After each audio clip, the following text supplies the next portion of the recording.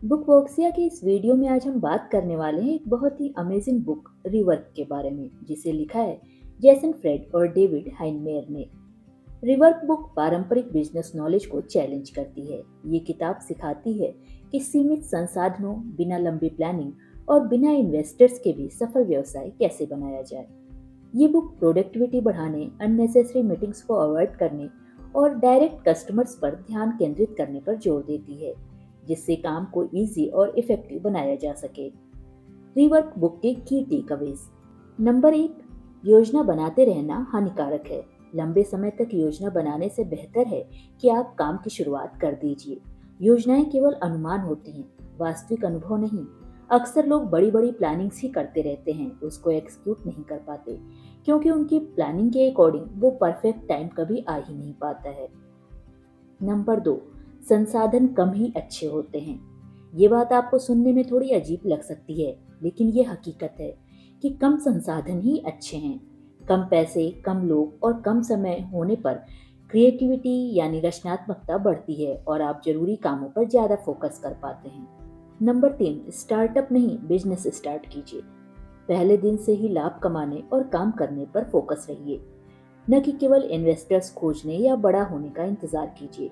Startup technique या अभिनव विचारों के माध्यम से तेजी से बढ़ने पर केंद्रित होते हैं, जबकि पारंपरिक बिजनेस पहले से मौजूद मॉडल पर आधारित होते हैं और स्थिर लाभ और विकास को प्राथमिकता देते हैं। स्टार्टअप ज्यादा जोखिम वाले होते हैं, जबकि बिजनेस में जोखिम कम होता है।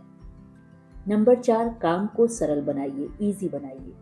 सबसे महत्वपूर्ण काम पर ध्यान केंद्रित कीजिए। छोटी छोटी चीजों में उलझने के बजाय अपने प्रोडक्ट के मुख्य उद्देश्य को मजबूत कीजिए।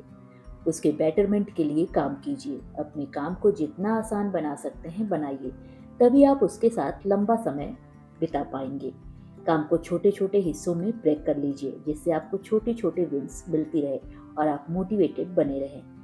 अगर किसी चीज़ पर ऑलरेडी बहुत समय आप दे चुके हैं और उसके अकॉर्डिंग आपको रिजल्ट नहीं मिल रहा है, तो ये अच्छा है कि आप उससे दूरी बना लीजिए, यानी उस काम को छोड़ दीजिए और दूसरे काम पर फोकस कीजिए।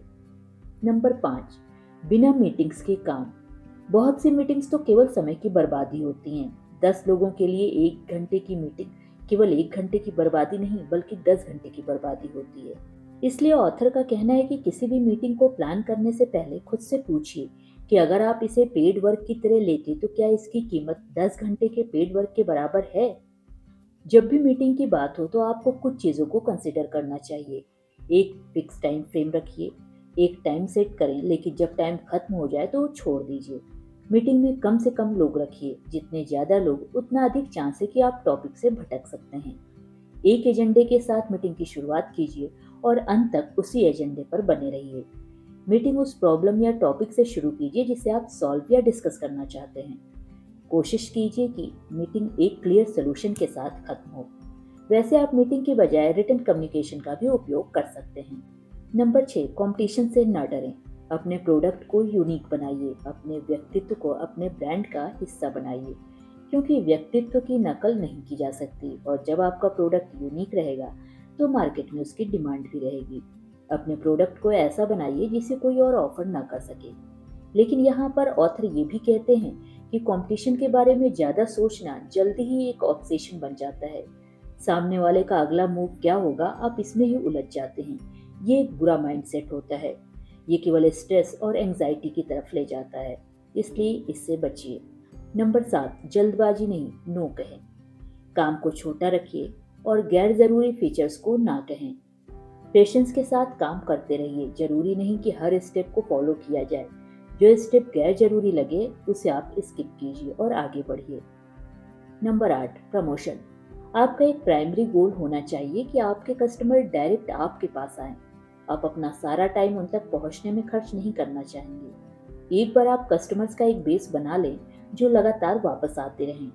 जो आप कहते और करते हैं, अगर आपके कस्टमर वो पसंद करते हैं तो आपको लॉयल कस्टमर मिल चुके हैं। Number 9, damages and apologies. गलत चीज़ें होती हैं और ये ज़्यादा इम्पॉर्टेंट है कि खुद की गलतियों को स्वीकार कीजिए। इससे आप प्रॉब्लम का पता लगा सकते हैं। हम सब जानते हैं कि कस्टमर ही किंग होता है, लेकिन ये बात तब ज़्यादा इम्पॉर्टेंट हो जाती है जब बात कस्टमर सर्विसेज की आती है। कोशिश करके जितनी जल्दी हो प्रॉब्लम को सॉल्व कीजिए, इश्यूज को बढ़ने मत दीजिए, उसे अपने कंट्रोल में रखिए। Number 10, hiring. एक रॉक स्टार एम्प्लॉय को मत ढूंढिए। ये वो लोग नहीं हैं जिन्हें आपको हायर करना है। एम्प्लॉयज को ट्रस्ट और रिस्पॉन्सिबिलिटी देकर आप रॉक स्टार क्रिएट करते हैं। उन्हें खुद को डेवलप करने की अपॉर्चुनिटी दीजिए और उन्हें बेहतर करते हुए देखिए। अपने एम्प्लॉयज को बच्चों की तरह ट्रीट मत कीजिए, उन्हें आज़ादी दीजिए, कुछ डिसीजंस उन पर छोड़िए। ये चीज़ें उन्हें बेटर करने के लिए मोटिवेट करती हैं। Need, must, can not, easy, just, only and fast, इन शब्दों को आपको अपने बिजनेस में यूज़ करने से बचना चाहिए। ये शब्द तनाव को बढ़ाते हैं। इन्हें अवॉइड करके आप प्रॉब्लम्स को एलिमिनेट कर सकते हैं।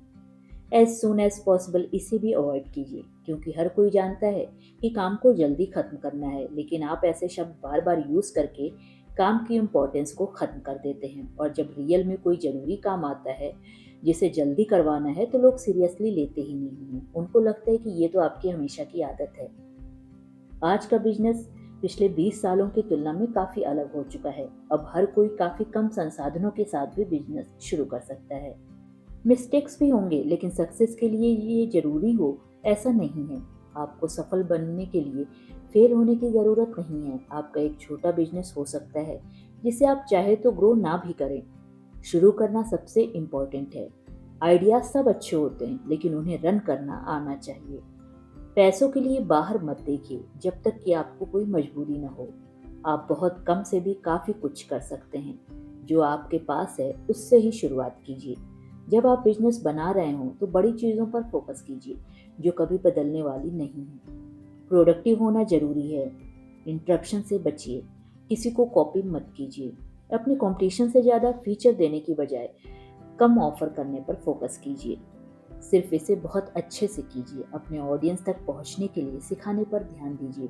कुछ कुछ फ्री में ऑफर करते रहिए। अपने वर्क प्लेस का माहौल अच्छा रखिए।